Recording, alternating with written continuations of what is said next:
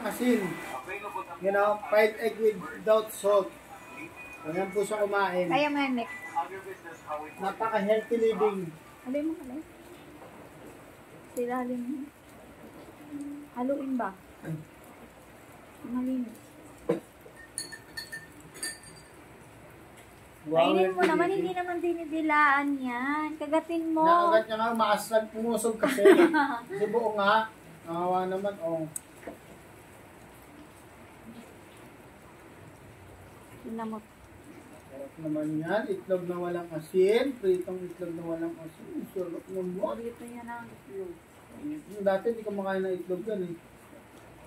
Kaysa daw gulay. May nasa karot. Naging bugwit mo.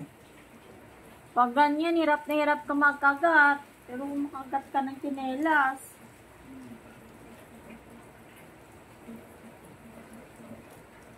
Ano kayo niya? Pag nainis.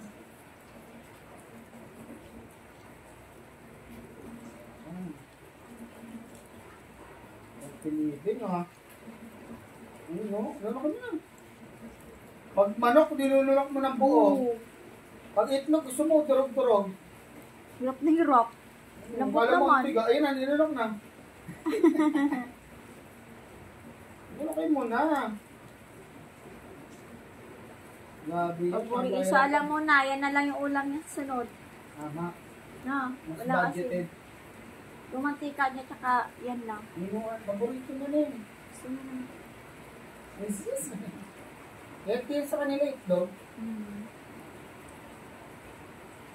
Wow! Gusto niya ata yung ganyan lang. Ayaw na nga standard. Okay, ay, nalunok na. Oh, very good! Galing ah! At pala, di ko na kinain yung malapit. Titingin pa sa taas, ubusin mo na.